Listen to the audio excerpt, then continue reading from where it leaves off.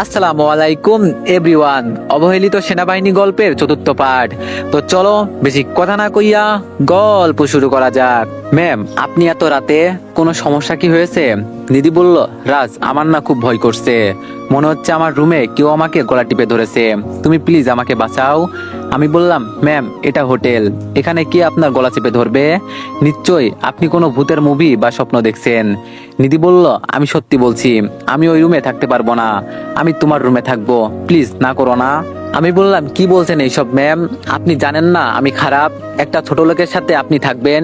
যদি আপনার কোনো ক্ষতি করি, প্লিজ আপনি আপনার রুমে যান। এছাড়া আপনাদের কলেজের কেউ আমার রুমে ছিলেন, শুনলে বাজে কথা বলবে। দিদি বলল, চুপ করো রাজ, আমার ভয় করছে, দম বন্ধ হয়ে আসছে।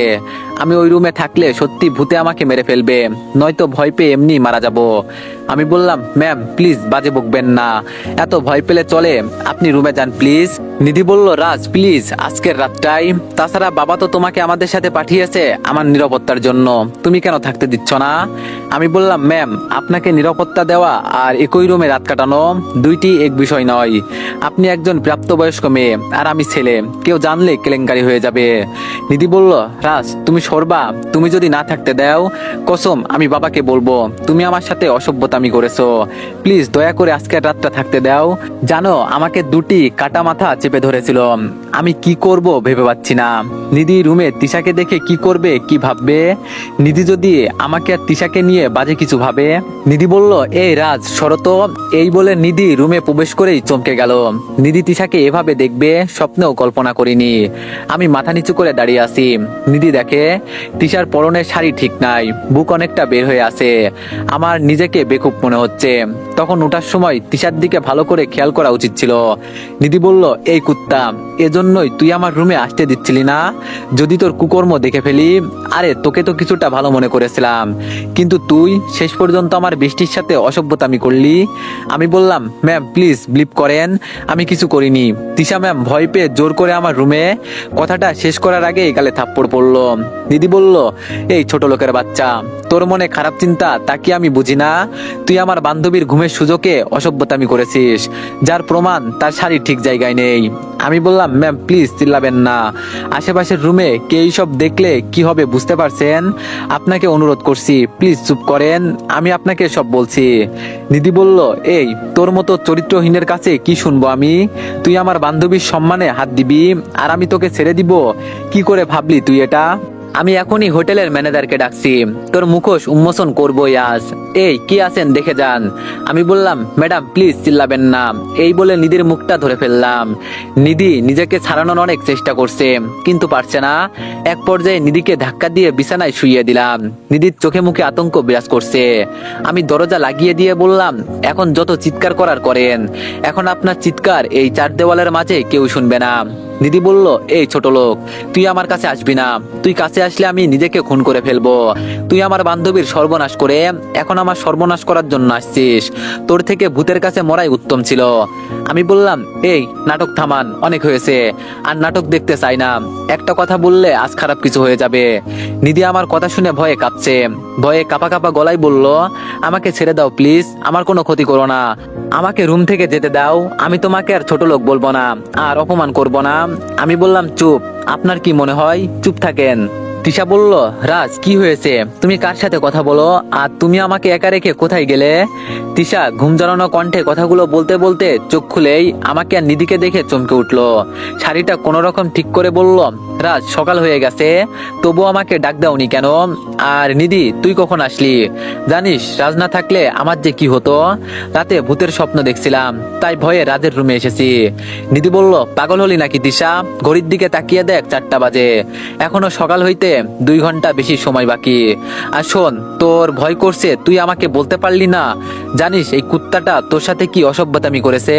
তিশা বলল, কি বলছিস এসব নিধি? আমি তো কিছুই বুঝতে পারছি না। আর আজকে কেন কুত্তা বলছিস? সে কি করেছে এমন? নিধি বলল, কুত্তা বললে তো কুকুরের অপমান করা হয়, সে তো কুকুরের চেয়েও নিকৃষ্ট। তিশা বলল, কি হয়েছে বল আমাকে, আমি কিছুই বুঝতে পারছি না তো। নিধি বলল, তাহলে শোন কাহিনী। আমি রাত 3:30টার দিকে খুব বাজে স্বপ্ন দেখি। শুধু স্বপ্নই না, মনে হয় বাস্তবেই দুটা কাটা মাথা কাটা হাত আমার গলা চেপে ধরেছিল। আমি ভয় পেয়ে তোকে ফোন দিয়েছিলাম, তোর রুমেও নক করেছি, তুই দরজা খুলিসনি। তাই বাধ্য হয়ে আমি এই ছোট লোকটার রুমে এসে নক করি। তিশা বলল, কি বলছিস এইসব? তুই সত্যি তুই ভূত দেখেছিলি?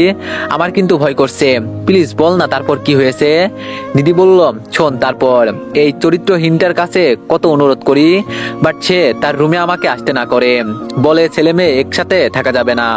কিন্তু তখনও আমার ভয় করছিল, তাই আমি ছোট লোকটাকে ধাক্কা দিয়ে রুমে ঢুকতেই অবাক হয়ে যাই।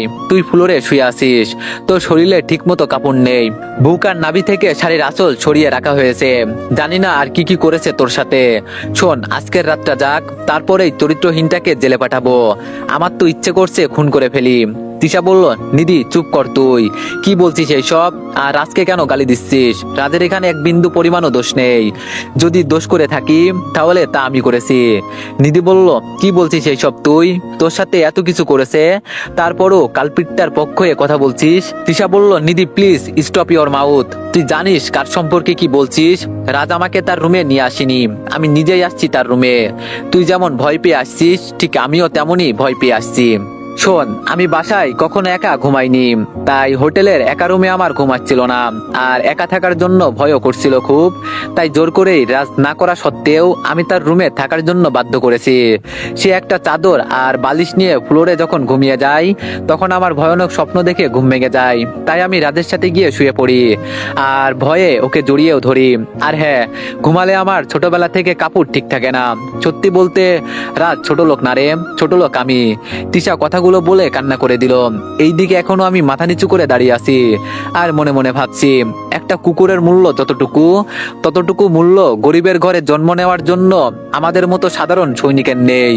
নিজের অজান্তেই চোখের পানি গড়িয়ে পড়লো। কোন রকম চোখের পানি ধরে রেখে বললাম, ম্যাম আপনারা দুজন বিছানায় শুয়ে পড়েন, রাত বেশি বাকি নেই, এত দূর জার্নি করে আসছেন, এখন রেস্ট না নিলে কাল ঘুরতে পারবেন না। তিশা বলল, রাজ কিন্তু তোমার সাথে যা হলো। আমি বললাম, তিশা ম্যাম প্লিজ, আমি ওইসব শুনতে চাচ্ছি না, আর আপনি একটা উপকার করবেন। তিশা বলল, কি উপকার বলো। আমি বললাম, আপনার রুমের চাবিটা জানো, আপনারা দুই বান্ধবী একই রুমে থাকেন, এতে করে ভূত আসবে না। তিশা বলল, না তুমি এই রুমেই থাকবে। আর শোনো, নিধি আমাকে ভালোবাসে বলেই তাই না বুঝে তোমার সাথে মিসবিহেভ করে ফেলেছে, প্লিজ তুমি কিছু মনে করো না, কেমন? আমি বললাম, কি যে বলেন, আমাদের মতো ছোট লোকরা এইসবে কিছু মনে করে না, এইসব আমাদের নিত্যদিনের সঙ্গী। ঘুমান এখন, কেমন? সকালবেলা ফজরের আজানের অ্যালার্মে ঘুম ভেঙে যায়। ঘুম থেকে উঠে অজু করে ব্যাগ থেকে জায়নামাজ বের করে রুমের এক কোনায় বিছিয়ে নামাজে দাঁড়িয়ে গেলাম। এইদিকে নিধির ঘুম ভেঙে যায়। ঘুম ভাঙতেই চেয়ে দেখে রাজ নিচে নেই। নিধি বিছানা থেকে উঠে বসতে রুমের কোনায় রাজের মতো কাউকে দেখা যায়। নিধি তাকিয়ে দেখে রাজ নামাজ পড়ছে। নিধির মনে হঠাৎ অনুশোচনা বোধের জন্ম হয়।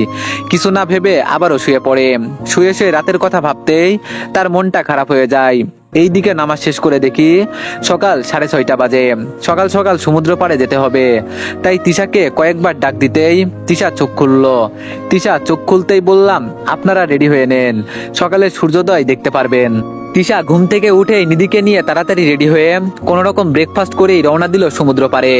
হোটেল থেকে মিনিট 4 হেঁটেই আমরা সবাই সমুদ্রের পাড়ে চলে আসলাম। সূর্যি মামা সবে মাত্র সমুদ্রের নিচ থেকে উকি দিচ্ছে। নিধির ব্যাচমেটরা ছবি তোলায় ব্যস্ত। আমি তাকিয়ে মুগ্ধ নয়নে দেখছি সৃষ্টিকর্তার এক অপরূপ সৌন্দর্য। তিশা আমার কাছে এসে দাঁড়ালো। আমি তিশার দিকে তাকাতেই সে মুচকে এসে বলল, জানো রাজ, এই সাগরের পাশে যদি একটা ছোট্ট ঘর বাঁধতে পারতাম। আমি বললাম, হ্যাঁ পারবেন, না পাওয়ার কি আছে, টাকা হলে সব সম্ভব। আপনার বাবার তো আর টাকার অভাব নেই। পরের দিন আমরা সবাই কক্সবাজার সমুদ্র সৈকতে কাটালাম। সবাই অনেক মজা করলাম। সন্ধ্যায় সূর্যাস্ত দেখছিলাম। এমন সময় নিধি পাশে এসে দাঁড়ালো। আমি দেখেও না দেখার ভান করলাম। নিধি বলল, রাজ তোমাকে কিছু বলতে চাচ্ছিলাম, তুমি কি আমার কথা শুনবে? আমি বললাম, ম্যাম বলেন। নিধি বলল, রাজ কালকের রাতের ব্যবহারের জন্য আমি সত্যি সত্যি দুঃখিত। আমি কি থেকে কি বলে ফেলেছি। সত্যি বলতে তিশারও অবস্থা দেখে মাথা ঠিক ছিল না, তুমি কিছু মনে করো না। আমি বললাম, ও ম্যাম কি বলছেন এইসব, এমন করে বলবেন না, আমাদের কাছে ওইসব কোনো ব্যাপার না, আমি কিছু মনে করিনি। এই কথা বলে নিজের কাছ থেকে চলে আসলাম। একটা মেয়ে তখনই পেছন থেকে ডাক দিল, ভাইয়া ঝিনুকের মালা নিবেন, ভাবিকে দিবেন, দেখবেন ভাবি অনেক খুশি হবে। আমি মেয়েটার দিকে তাকাতেই বুকটা স্যাট করে উঠলো, মুখটা একদম আসার মতো। আমি মেয়েটার কাছে গিয়ে বললাম, আপু তোমার তো ভাবি নেই। মেয়েটা বলল, ও আচ্ছা। এই বলে মেয়েটা চলে যাচ্ছিল। আমি আবার ডাক দিয়ে বললাম, আপু দাঁড়াও, শোনো, তোমার ভাবি নেই, তবে তোমার মতোই বোন আছে আমার। মালা কত করে বিক্রি করো? মেয়েটি বলল, ভাইয়া 50 টাকা করে। আপনি কয়টা নিবেন? আমি বললাম, আমাকে 3টা দাও, সুন্দর দেখে দিবি কিন্তু। মেয়েটি বলল, দিচ্ছি ভাইয়া, সুন্দর দেখেই দিচ্ছি। এই বলে মেয়েটা মালা বের করে দিল। আমি 3টা মালা থেকে 2টা মালা পকেটে রেখে দিলাম। আরেকটি মালা মেয়েটির গলায় পরিয়ে দিয়ে বললাম, বোন তো আমার 2টা, তাই প্রথমে এই বোনটাকে মালা পরিয়ে দিলাম। মেয়েটার চোখে স্পষ্ট পানি দেখতে পেলাম, মনে হচ্ছে মুক্তোর বৃষ্টি হবে, চোখ থেকে মুক্তোর দানা খসে পড়বে। এই কি হলো, কাঁদছো কেন? ভাইয়ার মালা পছন্দ হয়নি? মেয়েটা বলল, খুব পছন্দ হয়েছে ভাইয়া, কেউ আমাকে এত আদর করেনি, তাই কান্না পাচ্ছে। আমি পকেট থেকে 1000 টাকার একটা নোট ধরিয়ে দিয়ে বললাম, এটা রাখো। ভাইয়া এত টাকা তো ভাঙটি নেই আমার কাছে। আমি বললাম, ভাঙটি দিতে হবে না, তুমি রেখে দাও। আর তোমার নাম কি আপু? মেয়েটি বলল, ভাইয়া আমি অরিন, ওই যে বাতি জ্বলতেছে না, সেখানে আমরা থাকি। আমি বললাম, আচ্ছা অরিন, এই নাও, এটা তোমার ভাইয়ার নাম্বার, কোনো প্রয়োজন হলে ফোন করবে, কেমন? অরিন বলল, আচ্ছা ভাইয়া, আমি এখন আসি, মা চিন্তা করবে। অরিন চলে যেতেই দেখি সবাই আমার দিকে অবাক নয়নে তাকিয়ে আছে। তিশা দৌড়ে আমার কাছে এসে বলল, রাজ খুব সুন্দর একটা ভিডিও হয়েছে, একদম চোখের জল আনার মতো, ফেসবুকে পোস্ট করলে রাতারাতি সেলিব্রিটি হয়ে যাবে। আমি পোস্ট করছি, তুমি শুধু দেখবে। আমি বললাম, ও তাই বুঝি? এখন বুঝি একজন মানুষ আরেকজন মানুষকে সহানুভূতি দেখায়, স্নেহ মমতা ভালোবাসা দেখায় ফেসবুকে ভাইরাল হতে? ছি, লজ্জা করে না? একটাবার কি ভেবে দেখেছো, তারাও মানুষ, তাদেরও আত্মসম্মান আছে। তোমাদের মতো বড় লোকেরা সব পারে, মানুষকে সাহায্য করে ফেসবুকে সেলিব্রিটি মানুষের কাছে বড় মানুষ হওয়ার জন্য। শোনো, যা কিছুই আমি করি আল্লাহকে সন্তুষ্ট করার জন্য, তাই ভিডিওটা ডিলিট করে দিও। আর চলো, বেলা ডুবে গেছে। সবাইকে নিয়ে হোটেলে ব্যাক করলাম। রাতটা হোটেলে কাটিয়ে পরের দিন আমরা রওনা দিলাম সেন্ট মার্টিন উদ্দেশ্যে। সেন্ট মার্টিন বাংলাদেশের একমাত্র প্রবাল দ্বীপ, যা দেশের মূল ভূখণ্ডের সর্ব দক্ষিণে এবং কক্সবাজার জেলা শহর থেকে 120 কিলোমিটার দূরে 17 বর্গ কিলোমিটারের একটি ক্ষুদ্র দ্বীপ। স্থানীয় ভাষায় সেন্ট মার্টিনকে নারিকেলের জিঞ্জিরও বলে ডাকা হয়। অপরূপ প্রাকৃতিক সৌন্দর্য মণ্ডিত এই দ্বীপটি বাংলাদেশের অন্যতম পর্যটন স্থান হিসাবে জায়গা করে নিয়েছে। সেখানে পৌঁছাতে আমার সকাল 10টা বেজে গেল। আমরা পালতোলা নৌকা করে রওনা দিলাম, একটা গ্রুপ। কি সুন্দর অপরূপ দৃশ্য। আমাদের সারাটা দিন সেখানে কাটে আনন্দ উল্লাসে। সন্ধ্যায় সবাই মিলে সেখানে ছোট্টখাট্ট একটা পার্টির আয়োজন করা হলো। রাত 10টা হবে, এমন সময় কাপল নাচ করছে।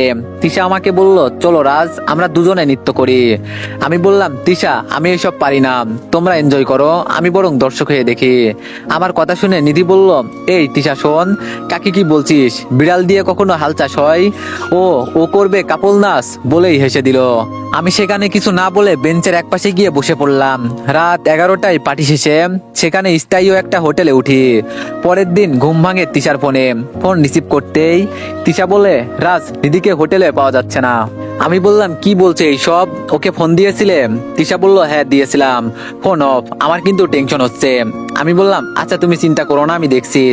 ফোনটা রেখে হোটেল থেকে বের হয়ে পড়লাম। বারবার ফোন দিচ্ছি, ফোন সুইচ অফ শোনাচ্ছে। এক পর্যায়ে সমুদ্রের পাড়ের কাছাকাছি রাখা নৌকা থেকে নিধির চিৎকার শুনে দৌড়ে গিয়ে দেখি নিধির সাথে 3টা ছেলে অসভ্যতামি করছে। পাশেই রকি পড়ে আছে।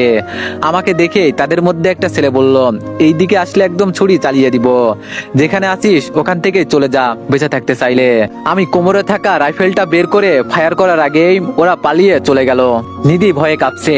তার গায়ে আমার শার্টটা জড়িয়ে দিয়ে গালে ঠাস করে চড় বসিয়ে দিলাম আর বললাম, এখানে এত সকালে আসছো কেন? এখন যদি কিছু হয়ে যেত? রকি বলল, এই তোর সাহস কি করে হয় দিদির গায়ে হাত তোলার? দিদি আমার সাথে এসেছে, ভাবছি ভোরের স্নিগ্ধতা একটু ঘুরবো। আমি বললাম, এই তুমি চুপ করো, এখন যদি ওর কিছু হয়ে যেত? জানো মেয়েদের সবচেয়ে মূল্যবান সম্পদ কি? তার সতীত্ব। আর তুমি এখানে দাঁড়িয়ে দাঁড়িয়ে তামাশা দেখছিলে। রকি বলল, তোর মতো ছোট লোকের কাছে আমার কৈফিয়ত দিতে হবে? ওদের হাতে চাকু ছিল, আমি কম চেষ্টা করেছি কি? নিধি বলল, এই ছোট লোক, আমার ফ্রেন্ডের সাথে এমন ব্যবহার করতেছিস কেন? আর আমার গায়ে হাত হাত তোলার সাহস কি করে হয় তোর? আর ও কি জানে এমন পরিস্থিতি হবে? আর তোকে আমার বডিগার্ড হিসাবে পাঠিয়েছে, এটা মনে রাখিস। সো গার্ডের মতো থাকবি। রকি চলো তো, আমি বোকার মতো দাঁড়িয়ে আছি, বুঝতে পারছি না মানুষ এমন কেমন করে হয়, বাঁচানোর পরও উল্টা এমন করে। এইদিকে হোটেলে ফিরেই নিধি তিশাকে জড়িয়ে ধরে কাঁদতে লাগে। কাঁদতে কাঁদতে সকালে ঘটে যাওয়া সব ঘটনা বলে দেয়। তিশা আমাকে অনুরোধ করে এই ঘটনা যেন স্যার না জানে, আমাদের চারজনের মাঝেই সীমাবদ্ধ থাকে। আমি মাথা নাড়িয়ে সম্মতি জ্ঞাপন করলাম। সবাই ব্রেকফাস্ট শেষ করতেই সুমনা ম্যাম বলল সকালে আমরা বেড়াতে যাব। এইদিকে সকালে যখন বেড়াতে যাব তখন সমুদ্রের পাড়ের কাছে দেখলাম একটা বড় করে স্টেজ করা হয়েছে। কাছে গিয়ে জানতে পারলাম এখানে ডান্স কম্পিটিশন হবে। আর এটার স্পন্সর হচ্ছে আমরা যে হোটেলে উঠেছি সেই নীল রং। প্রতিযোগিতায় জয়ী করে পুরস্কার দেওয়া হবে। নিধি রকিকে বলল, রকি তুমি প্রতিযোগিতায় নাম লেখাও, আমি জানি তুমি ফার্স্ট হবা। রকি বলল, কিন্তু আমার সাথে কাপল ডান্স কে দিবে? নিধি বলল, কে দিবে আবার? তিশা দিবে। রকি বলল, তিশার সাথে আমি দিব না কখনো, তুমি দিলে রাজি আছি। নিধি বলল, তাই বুঝি, আচ্ছা আমি দিব, এবার হ্যাপি? রকি বলল, অনেক। তিশার দিকে তাকিয়ে বুঝলাম তিশার আগে ফুটছে ফণি তোলা সাপের মতো। তিশা অনেকটা বিচলিত কণ্ঠে আমায় বলল, রাত চলো, আমরা দুজনে কম্পিটিশনে পারফর্ম করব, তুমি শুধু আমাকে সঙ্গ দিও। আমি বললাম, কি বলছে এইসব, কোনো প্রিপারেশন ছাড়া আমি পারবো না। নিধি বলল, এই তিশা কাকে কি বলছিস? ওর মতো ছোট লোক দিবে কাপল ড্যান্স, যে কিনা স্টেজে দাঁড়ালে হাঁটু কাঁপবে? নিধির কথা শুনে সবাই হেসে দিল। তিশা প্লিজ তুমি পাগলামি করো না। তিশা বলল, রাজ তোমার কিছু করতে হবে না, আমি গত বছর কলেজ ফাংশনে একটা নৃত্য দিয়েছি, সেটাতে এক প্রকার দাঁড়িয়ে থাকলেই হবে, তবুও আমি অংশগ্রহণ করব, তুমি না করো না। আমি আর কিছু বলতে পারলাম না। তিশা গিয়ে নাম লিখিয়ে আসলো। অনুষ্ঠান রাত 9টায়, তাই সবাই মিলে ঘুরতে গেলাম। বিকালেই আমরা হোটেলে ব্যাক করলাম। তিশার জোড়াজড়িতে একটা কাপল ডান্সের কয়েকবার প্র্যাকটিস করি। রাত 8টায় যথারীতি অনুষ্ঠান শুরু হলো। একে একে অনেকেই পারফর্ম করলো। এবার নিধি আর রকির ডাক আসলো। দুজনে ম্যাচিং করে ড্রেস পরেছে, দুজনকেই খুব সুন্দর লাগছে, কিন্তু কেন যেন নিধির পাশে রকিকে সহ্য করতে পারছি না। তারা দুজনে একটা হিন্দি গানের সাথে কাপল ডান্স করছে। গানের সাথে নাচের কম্বিনেশন একদম সবার মন কেড়ে নিচ্ছে, মনে হচ্ছে সবার রিয়াকশনে। তাদের পারফর্ম শেষে সবাই বলাবলি করছে তারাই ফার্স্ট হবে। নিধি মঞ্চ থেকে নেমে তিশার পাশে চেয়ারটায় বসতে বসতে বলল, তিশা লজ্জা না পেতে চাইলে ডান্স দিস না, ওর মতো গাধা ড্যান্সের কি বোঝে, এটা গান বা গিটার বাজানো না। তিশা বলল, নিধি তুই চুপ কর না দোষ, আমি জানি তোরাই জিতবি, তবে আমরা একটু চেষ্টা করে দেখি পারি কিনা সবাইকে আনন্দ দিতে। রকি আমার পাশে বসে বলল, কোনোদিন কাপল ডান্স কি শুনেছিস? রকির কথা শুনে মুচকি হাসলাম। রকি বলল, কি ব্যাপার ছোট লোক, হাসতেছিস কেন? আমি বললাম, হাসবো না কি করব, আমি তো বলিনি আমি কাপল ডান্স দিব, কিন্তু তিশা জোরাজোরিতে না করতে পারিনি, তুমি জিতবে। আরেকটা কথা, যদি তুমি হেরে যাও। রকি বলল, হোয়াট এ জোক, কি বলছি, আজ পর্যন্ত কলেজের কোনো কম্পিটিশনে আমি হারিনি। আমি বললাম, আচ্ছা যদি হেরে যাও? রকি বলল, যদি হেরে যাই তাহলে তুই যা বলবি তাই করব।